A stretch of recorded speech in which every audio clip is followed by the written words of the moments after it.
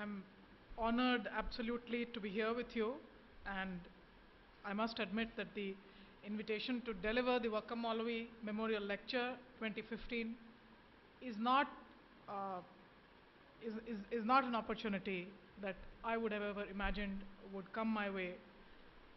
Indeed, my good fortune, rare privilege, and honor, but also a tribute indeed to what we call to the north of the Vindhyas, the Noor and vision of the Maulavi, that a daughter of Bihar travels all the way to Trivandrum, and I travel to you today not with any of the introduction that my most revered colleagues on the dais have had of me, but today only as a woman and as a daughter who has issues and problems of the land, and I come to you more with questions. I have little to give to you. I don't have that stature yet, nor have my thoughts, let alone action, matured to the extent that I may have the capacity or the capability to give you anything. So I come to you with questions and with thoughts, and indeed a call to engagement with the rare ideas and eloquence of action of the Wakam Maulavi.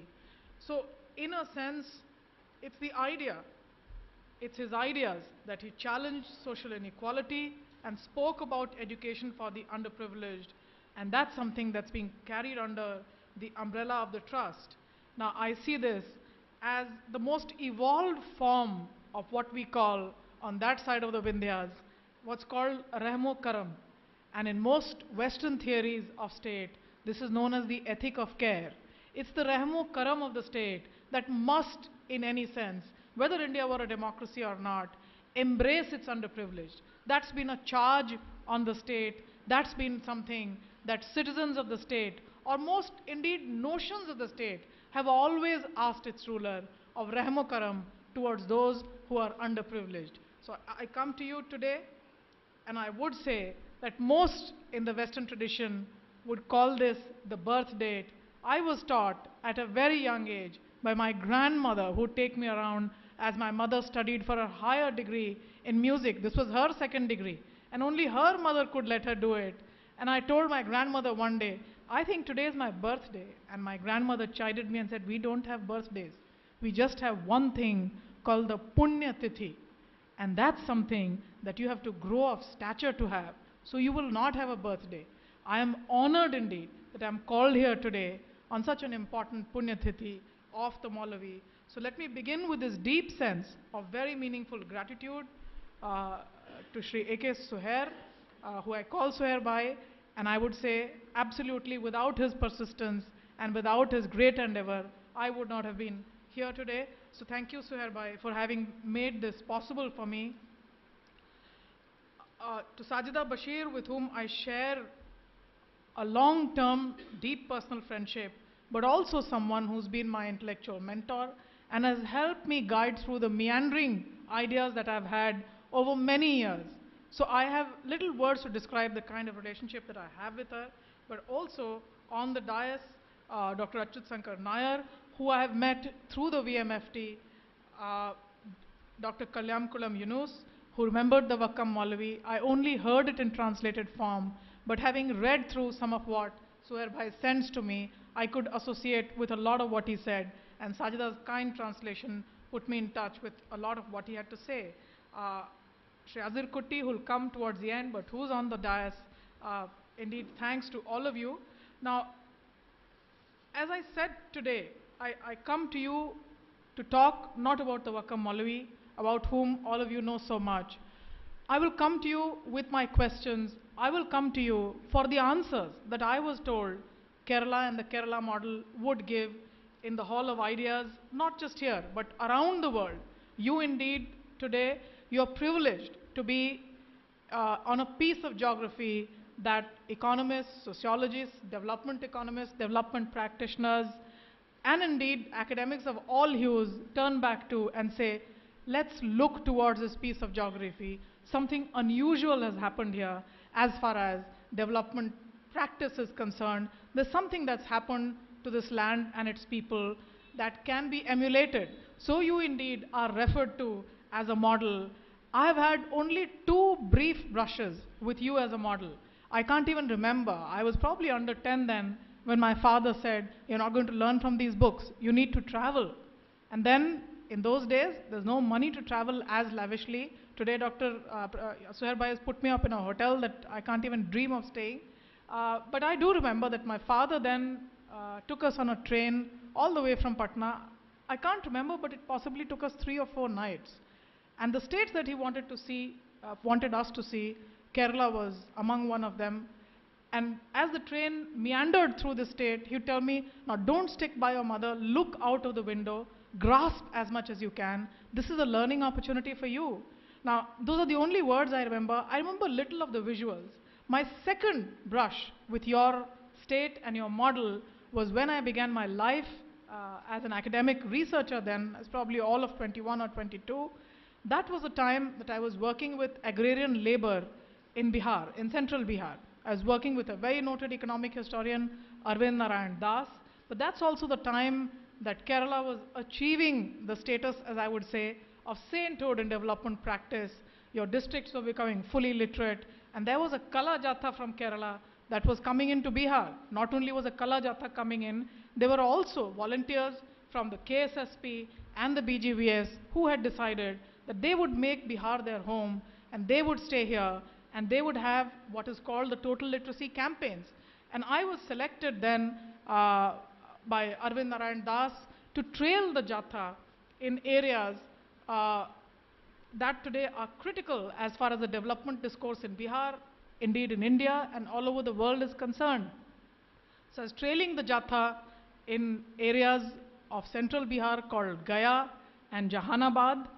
I also went to the Dhanbad colliery, the Dhanbad mines, but also Ara. These are all areas where you've had entrenched forms of feudal orthodoxy, feudal land relations. Agrarian labor was oppressed at its worst. The Dhanbad coal mines have another type of story. Now, both these areas are available today for a visual to film buffs. If you've ever heard of Dasrath Manjhi's, I don't remember the name of that movie, but as a Dalit, strikes a wedge in the mountain where his wife is supposed to go for treatment. That's only part of the story. There's also another film called Gangs of Wazipur that tells you about the kind of treachery that happens in those burning coal mines of India that are supposed to be giving power to all of North India, indeed to large parts, large mills. Those are the mines that are supposed to sustain the industrialization. Now, my own understanding was that this type of bringing in of two types of cultures on one platform without having adequately addressed what were entrenched issues of social inequality would not have worked. And by the time I came back, doing a simple documentation of how the Jatha had gone into these fields, what they had done, how it had been received by the people, it was very clear to those who were the program directors in Delhi that this was not working. Yet, it was just allowed simply to carry on. Nobody noticed, not a footnote in history has been written about the fact as to why it did not work. And I think we stayed on. Now, this that I talked to you about is about 1993, and this is when my story begins. My story has 3 parts. My story has a sense of wonder about what I see in the field when I begin to do my doctoral work at the London School of Economics. I went back to those same fields in about 2005 and 6.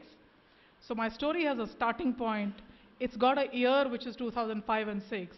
And then it begins to understand as to what is it that we have in the world of ideas to change my land and its people as they struggle for one simple thing. How is it that other societies have been able to reach there, and why is it that we are left behind?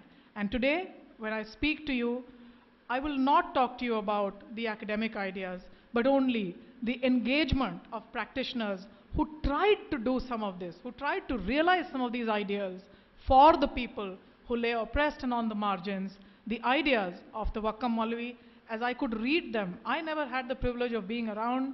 I don't have, therefore, a memory of association or indeed of affiliation or any familiarity, just an exposure to the ideas. But I talk to you with some sincerity about public intellectuals in Bihar who engaged with this agenda but did not arrive where the Maulvi arrived. So I will be talking to you about the problem moment with one brief data. when I was going to the field, I realized that the one statistic that glared out was that even in 1993-94, in the age group of 6 to 10 years, only 43% of the young ones in Bihar were in school. Now, this 45%. Now, this was a very low statistic. The all India average was somewhere around 65% for young ones. So by this time, by 93-94, things had been changing in many parts of India, and this was a rather favorable type of indicator. Now, this wasn't the surprise thing. The surprise bit was that by 99-2000, when definite progress had been made in many other states, in Bihar, this participation of the young ones had declined from the 45% that I had noted in 93-94 to 43%. And you begin to just look at the data by its disaggregates, you would find that the revolution of social justice in politics had escaped the young ones belonging to the downtrodden castes. The girls belonging to scheduled castes fared very badly. Now, disaggregated data for Muslim girls who were doing badly was not available, but there was another mechanism to do that. And that other mechanism was to look at districts in Bihar that were not doing so well. Now, once we clustered the districts, I found one area. If some of you watch the television, you may have seen this area, and that's where my heart and my story lies. This is the belt of the river Kosi. This is also called the Simanchal region. This was the region where in the last Bihar elections, Asaduddin Owaisi decided to field his candidates, and his electoral plank was only on the agenda of turning electoral politics towards development. No surprises for guessing that this is also the area, the geographical area, where there is a large population. The population varies in constituencies. There could be a concentration of even 60% Muslims in electoral constituencies.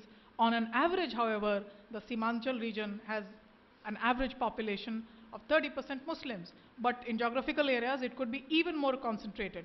So I decided to do the outlier. I said, okay, let me look at where it's most concentrated.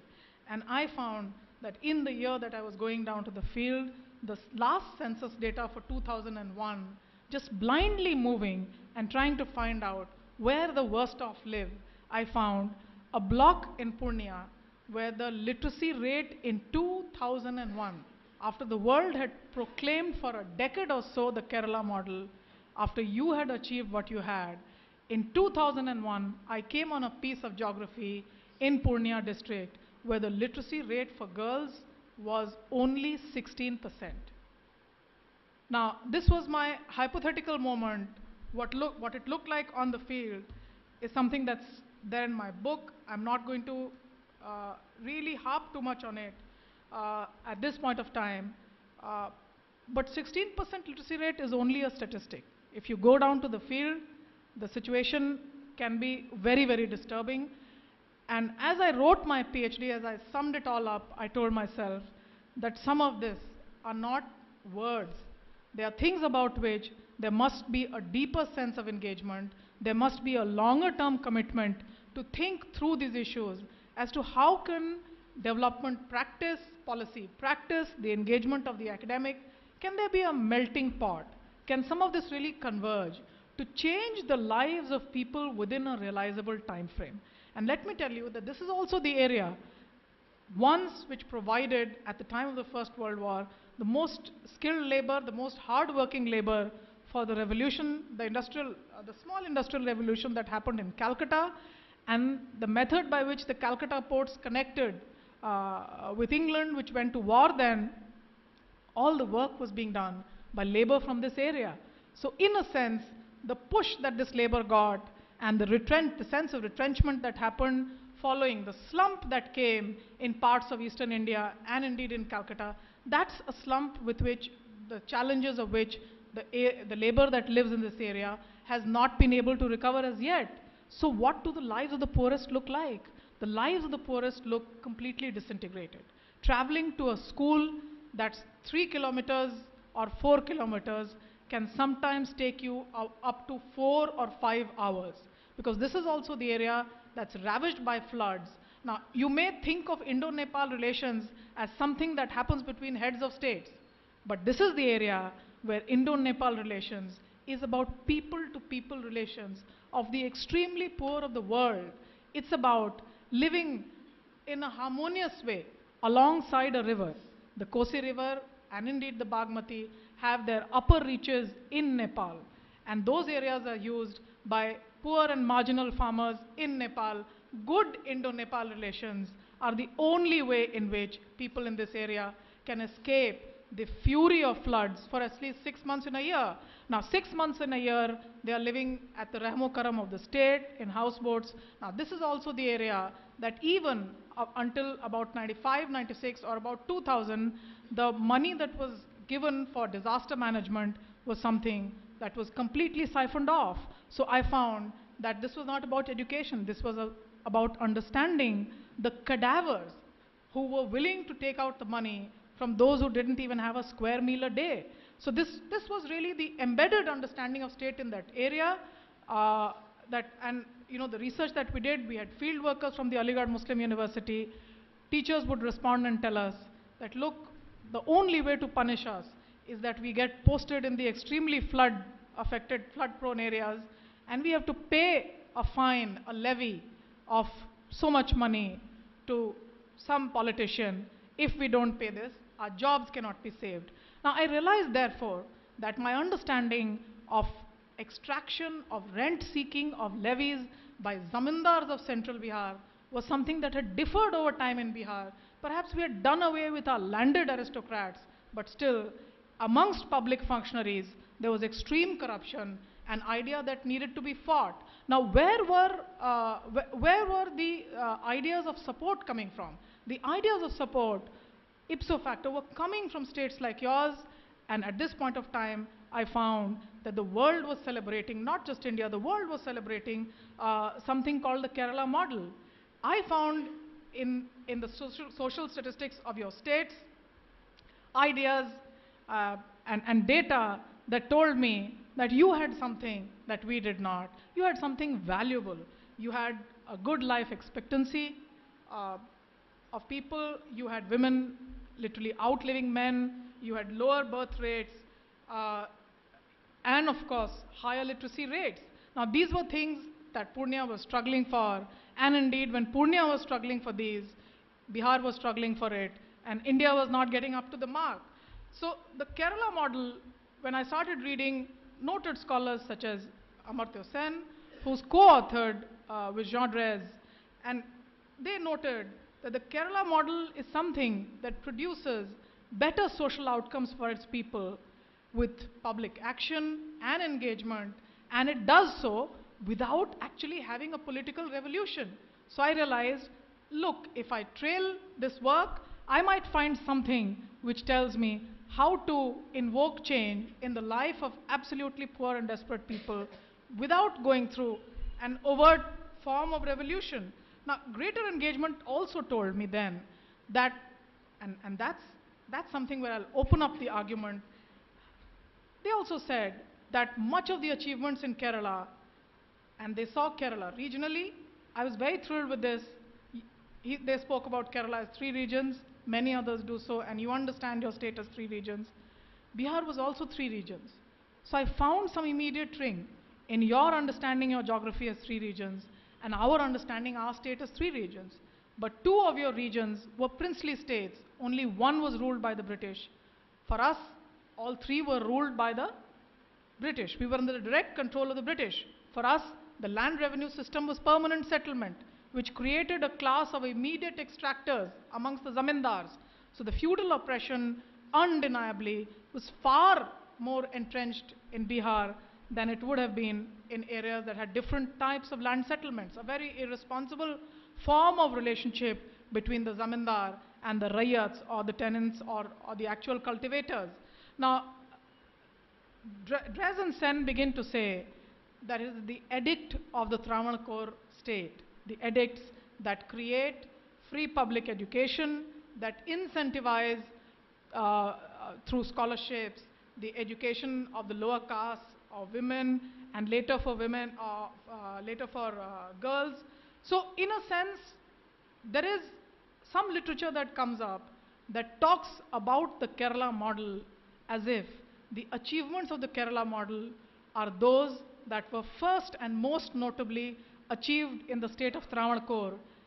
I imagined, therefore, the land of Travancore as being one where you had a benevolent king who gave it to you all. Now, in my imagination, therefore, I felt that my land and its people have not had the rare privilege of having a benevolent prince, and therefore, the destiny of people in my land may never come. Now, this I understand today, and that's the tribute, I would say, that my association with my dear friends here, with the Vakka Maulavi Foundation Trust, the manner in which they've kept even what exists in terms of scholarship on the Vakka Maulavi, and it is indeed here that the transportation of ideas is so important to our understanding, that I began to unpack that this wasn't the act of the benevolent prince, but this was the act of contesting the acts of the benevolent prince. And it was really a fakir who challenges a prince. This was the story of the fakir. And that gave me hope, because if it had been the imagined benevolent prince, we would not have been able to turn the clock back onto our destiny. But here was the story of a fakir. And that's what gets me here. Now, let me today cite to you some of the literature that I read on the achievements that your land has had, on what the world today understands as the Kerala model. And as I read it, and then as I reread and challenged it with the ideas that I've gathered in association with our friends here. Now, noted sociologist Robin Jeffrey from the University of Edinburgh has also taught and indeed has been a doctoral dissertation advisor for many noted sociologists in India here, some of them at the Delhi School of Economics. Now, he notes in a vivid essay published in 2009. This has been published in a very important journal called the Modern Asian Studies. And he talks here about the role of print and newspaper in the shaping of modern society in Kerala. The period that he looks at is 1800 to 2009.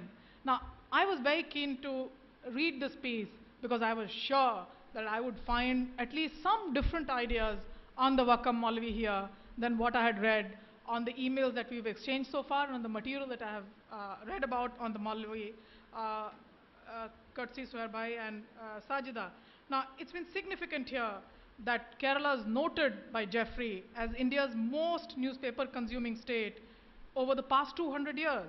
Now, he tests certain theories of noted scholars, and he says that the press has been the preeminent institution which has created the public sphere in the state of Kerala as it exists. Now, Dres and Jeffrey, their heart is in the scholarship of development. Now, my understanding is that this body of scholarship does two things. It either completely ignores, if I were to be somewhat kind and somewhat polite, I would say, they may have been oblivious of his works, or only refer to it marginally. Now, the mainstay remains, the focus really is on the state of Travancore, the princely state, or to the event of the closing of Swadeshabhimani and the banishment of Ramakrishna Pillai in 1910. So never really the questioning of hierarchy and social inequality within Travancore, now which may have been possible, that provided the spark of Renaissance. Remember, Renaissance is a focus on humanism. It's a focus on the human as the bearer of rights. And therefore, the conditions under which Renaissance flourishes, one of them is a challenge to hierarchy, which conditions men and women to understand themselves as locating themselves in certain positions which are unequal in relation to each other. Now, one of those Renaissance conditions was, in my understanding today, the challenge to social inequality that came from the Maulavi himself. Now, going back to the essay that Jeffrey writes, this essay talks of the lead role in Travancore of a gentleman called Charles Meade, who set up the first press in 1820s and also later set up the government press few years later. By the 1860s, there was an expansion in the state as there was a growth of cash crops, and there was a need for the princely state to have an efficient administration. Now, by 1863, the weekly Travancore Government Gazette had also been set up. Now, Jeffries also notes that the princely state had simultaneously at this point of time expanded primary schools and created a committee to produce Malayalam textbooks. By 1921, the highest penetration of news was in Travancore, and there's a figure that says that by 1921, per 1,000 people in the population, there were nearly 21 periodicals, which was up from only 9 in 1911. And these figures of 1921 and 1911 come from the decennial census, which had been set up at that point of time. Now, in the literature that I find written by the Jeffreys and elsewhere, it's mainly the role of the state, as in the Travancore state, as also the Catholic missionaries, that finds a lot of mention. It notes only much later, the Jeffreys' essay on the role of print notes only much later that there was some press that was also instigating caste antagonism. The Nayar Idva riots of 1905, for example, the Madras Mail of October 14, 1903 notes that this could have been probably instigated by the press that had become very popular in Travancore by them. Apart from Charles Meade, the other noted name that is taken is that of Joseph Pulitzer, who was known in Kerala as someone who spread the news reading habits in the state. But by 1910, the most important news that's referred to in all of this is the Swadeshabhimani, and Jeffrey notes that the weekly published from Trivandrum was closed by the Travancore police, and the editor Ramakrishna Pillai was banished to Madras. Now, the banishment and closure of Swadeshabhimani is also noted by rival English newspapers, and it's here that I begin to understand that true to the learnings that we have from the ideas of the Vakam Maulvi, you begin to challenge established ideas. The English newspapers such as Western Star and the Madras Mail note that the newspaper was full of criticism of the Diwan and other public officers who were doing good things in the state of Travancore. And that the Swadeshabhimani was consistently talking about corruption of and in the Travancore government. That's not my version, that's the version of the other newspapers, the other sister colleagues that must have existed, the pure criticism of Swadeshabhimani by other newspapers. Now, Pillai had been used, says the Madras Mail, by wealthy adversaries of the Diwan. He was a poor man, Pillai himself, and must have obtained his funds from some wire pullers, notes the Diwan. Now, the Diwan himself writes in the Travancore State Gazette saying it couldn't have been Pillai himself. He was a poor man. Somebody else must have given him the funds. Now, nobody takes the name anywhere. But even this very Diwan notes, and these are notings of the Diwan himself that today lie in the Madras archives, that the most serious thing about the Swadeshabhimani is that it has been consistent in its preaching the gospel of government by the people and its exhortations to the people of Travancore to unite and demand self-government. And I think it's here that the Diwan really gives it away in saying that the Swadeshabhimani consistently asked for one thing, which is self-rule by the people. And this citation comes from the Diwan's note of 1912. Now, of Pillai and his family's efforts, Jeffrey notes, the family thus brought together two elements that became cornerstones of the Kerala model. So some concession here that it wasn't just the princely state of Travancore. And then Jeffrey notes, the relative autonomy of women and political action, print contributed to both, and Pillai and his wife are given some credit at least to these two events happening. Now, missing in this analysis is the name and role of the Vakam Maulvi. The printing house, the Muslim printing house that Vakam Maulvi set up in 1906, and it was his continuous campaign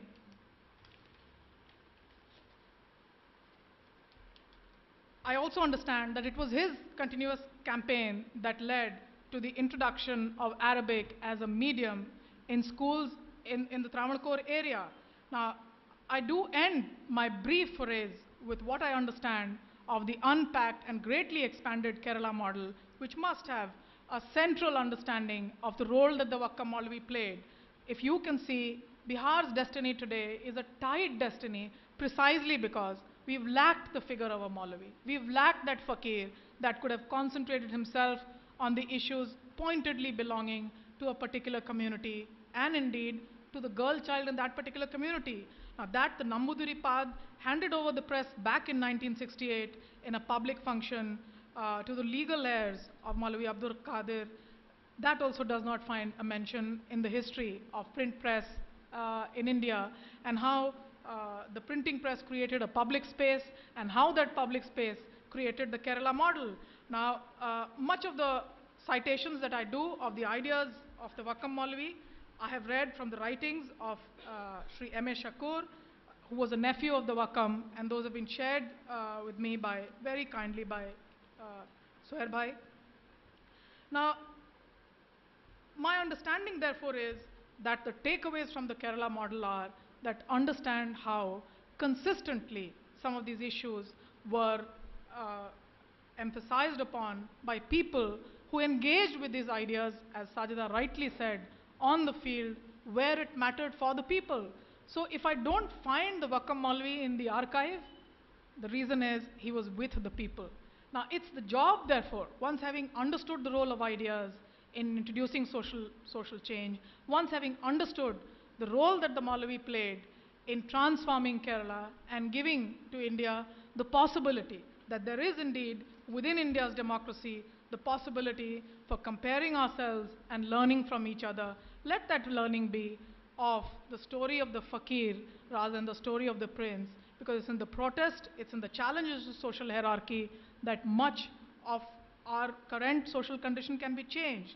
Now, the last part that I want to talk to you about is really the story, and indeed the story of political leadership of a very important lower caste leader from Bihar. And I've had the good fortune of having been personally associated with him till the time that I was a child, because my father was associated with his politics, but also understanding in engagement with his thoughts and ideas of what was different in Bihar, what was similar in Bihar, and how indeed the current predicament can be addressed more precisely by leadership. If we cannot have the social renaissance as it happened in Kerala, then what is it that we can have? And what is it that our leaders struggled for? Where is it that they trailed off? Now, Karpuri Thakur himself, and that's the only thing that I bring to you today, these are thoughts from my land, so do receive them with the kindness and erudition and patience that it deserves. Now, Karpuri Thakur was a Nai or a barber by caste. He was born in 1920s. There are two versions, possibly 1921 or 25. That was my land and society. People ordinarily did not remember the year in which children were born to them. I was only rebuked for my insisting on my birthday, but the generation before me ordinarily did not remember which year they were born in. Now, his political upbringing happened, or maturity, happened at the time of the 1942 Quit India movement. That was his baptism. The 26 months that he spent in the jail, that's when he associated with the ideas of the left and with socialist leaders. Much of his education, like the Maulvi, happens amongst other intellectuals rather than a formal route to scholarship. Now, his times were different. His times were different from the Maulvi. This was a Bihar that was being separated from Bengal, Bihar and Orissa. So surprise, surprise, like you in Kerala, there was print capitalism spreading in Bengal, but areas that had been with Bengal as a part of the permanent settlement, Bihar was ruled as a part of Bengal, but we were not sharing the fruits or the benefits of the Renaissance.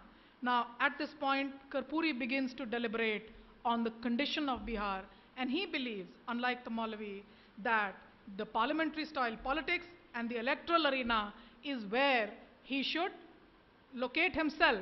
So educate and agitate politically through the parliamentary route. These were the keywords for him. Now, this is also the time that the Provincial Autonomy Act was about to come. It comes in 1935.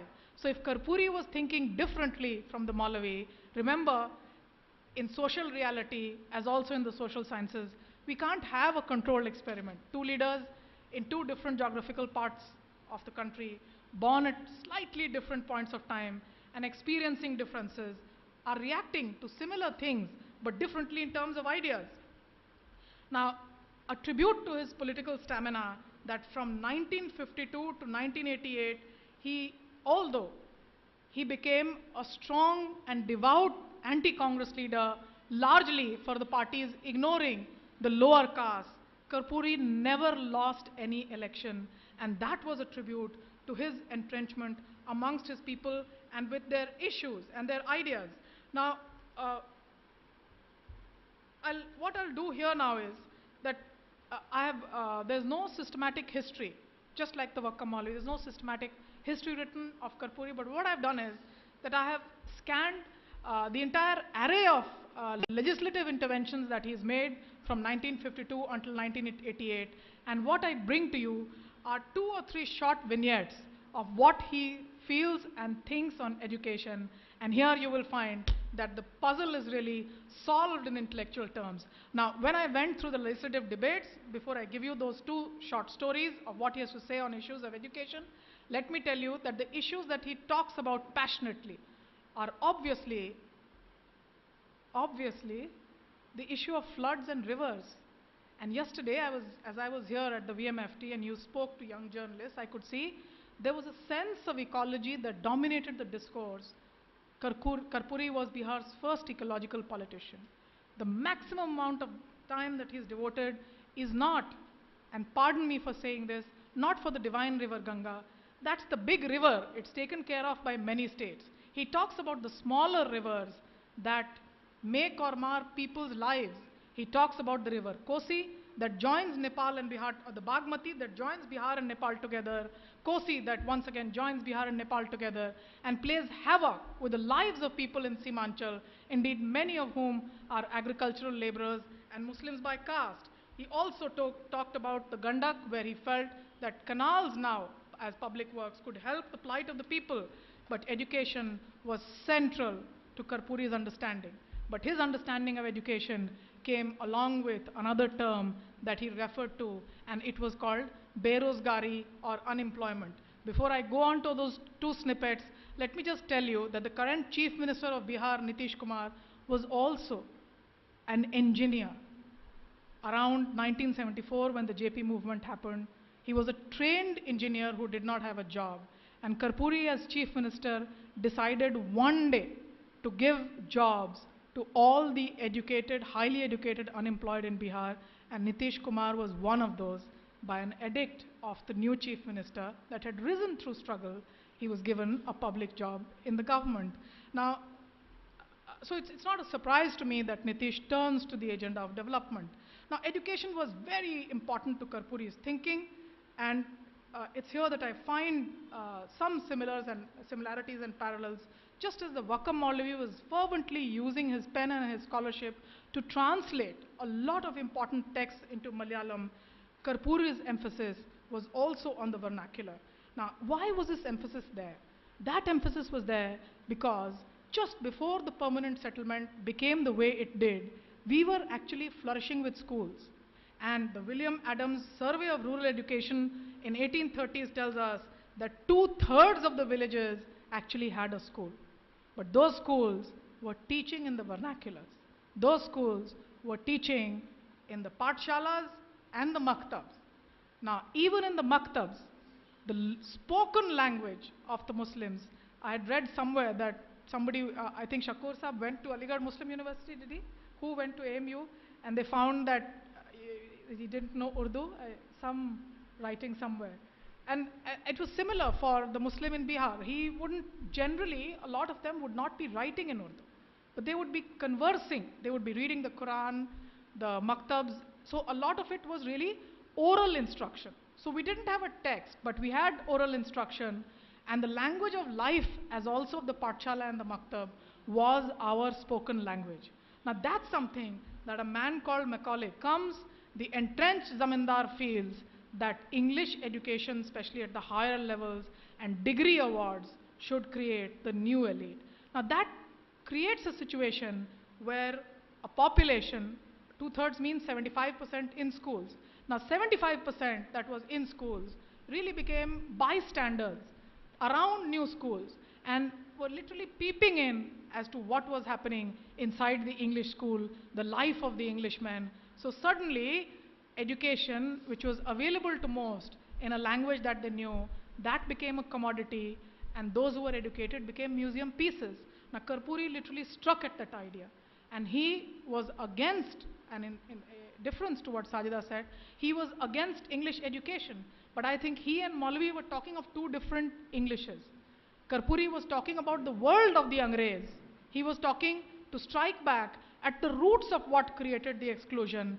And when he came in, he instituted something called the Karpuri division, wherein you could pass your matriculate even without English. Now the upper class and the upper caste elites struck back at Karpuri saying, lower caste man, low thinking, he's degrading our schools by ridding us of English. But the truth was that most Biharis found it very difficult to travel to the world of English. Their instruction up until now had largely been oral, and believe me when I say that on the sidelines of my PhD work, then I found that the textbooks that did exist in the vernaculars were banned by the British in a series of decisions from 1910 to 1931. And on those decisions, I'm indeed very saddened to see that the zamindars of Ara and Gaya were prominent in writing to the British saying, why don't you hurry up this decision and ban these textbooks? So that's when I realized that that's what a poor society is like, when the poor man or woman cannot even articulate his ideas in their language, when they cannot even proudly say that I speak X. And that also became the starting point of the Bihari actually hiding his or her identity.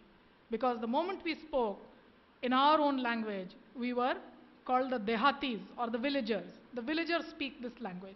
For us, including up until my generation, the struggle was to travel from the world that we lived in, the life that we lived in, to the school, which was absolutely the museum piece. On my own admission to a school, the language debate happened. I got to a formal English school only in grade 3, and I remember on the lawns of our house, only much later I understood what the content of that discussion was. My father and Karpuri arguing. My mother felt I should have gone to an English school, and Karpuri telling my father, this wouldn't be the right decision. And I asked my mother, I said, what is it that he argued for? He said, no, he had a valid point. Now, my mother wanted me to go to an English school, and Karpuri had said, well, it's not just the language I fear. I fear that she will then get disconnected with the land and its people. It will be one more gone from our society. That's what I fear. If you think as the mother that this is what she should get, go ahead. So that's what happened, that he allowed my mother to get me to an English school, but always with the warning lurking behind that, this would be one more lost. And let me tell you that his fears were not out of the ordinary. The 8 years that I must have spent in the convent school that I went to, for about 6 or 7, I could not even tell my friends that my father was a peer and colleague of Karpuri Thakur, because Karpuri was known as the enemy of English, whereas what Karpuri really was, he was against the perpetuation of colonial rule through a construct, to an administrative construct of the language, and that's what he wanted to fight against. Now, the final point that I want to talk to you about is on the 24th of July in 1964. At this point of time, a very erudite Congress leadership is in power, and Karpuri was engaged in a strong discussion on the setting up of an elementary school commission. Now, Karpuri engages in what is called a north-south comparison, a comparison of North Indian states with South Indian states, and he engages very deeply.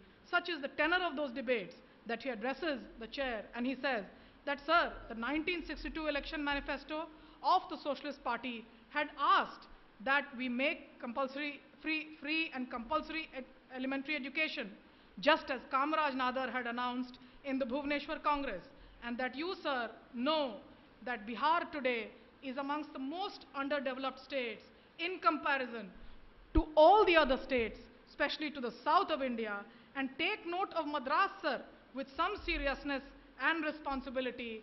We need to have some basis on which free and compulsory elementary education can be provided to our schools. Now, he estimated there were 1,800 schools and the annual expenses would not be more than 6 crores. So by 1964, he also points out that, and that's the concluding thought that I have, look at the sensitivity of the man.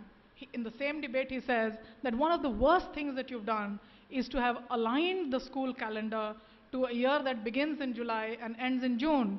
By July, the student and his parents have no money in their pockets, how can the parent even pay that nominal fee that you charge?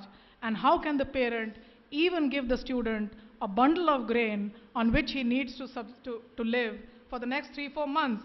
So he argues and says that the only months, because of the floods, because of the weather, and because of the agricultural season, he says, adjust the school calendar to these years and let our students study between October and February. For all the other times, they are needed to be with their parents and they cannot be in school. For textbooks, similarly, he says that there's a lot of corruption, and he points out that they had multiple boards: English Institute, Educational and Vocational Guidance Bureau, Textbook Research Bureau, and he says, absolutely abolish these omnibus institutes. What we really need is one single board that can look into the needs of education. Karpuri lashes out at inspectors of school, and he says, just look at the reports of school inspectors. They write the same reports for every school. Have a way by which you have a responsible educational administration. This is not going to work. So I end with a plea to unpack the Kerala model, not just an edict of the prince or of the princely state, but of the engagement of a fakir who gave up all he had and struggled against the corruption and the hierarchy and the oppression unleashed by a state. It's also the struggle of an ordinary man and not the wire puller that the Diwan notes. It's a struggle of an ordinary man in ordinary and simple muslin robes, the Wakam Maulavi and Karpuri, as I remember. Now both are united in a term that Karpuri often used, and he said, to have education for the poorest, we need to struggle against hierarchy, inequality, and social conservatism. He ended his speech in an address to the chair, and he said, sir, for all this, we don't need anything. What we need is a Vishal Drishtikon, which means really that your vision needs to be not angular, but really spread all over. So let India embrace, in its variety of experiences and its variety of states, in the comparative experiences of the Kerala model that you have and of the deprivations that my state suffers. Let's adopt the Vishal Drishtikon that Karpuri spoke about. And let me end with a plea that the Bihari will never have the benevolent prince, but I invite therefore the VMFT to bring the thoughts and ideas of the Maulana, an idea that I feel will be our road to engage public action. Thank you once again for having invited me, and I do consider this a very rare and esteemed opportunity for me to be here and to be speaking and sharing my thoughts with all of you as a daughter of my soil. Thank you, and Jai Hind.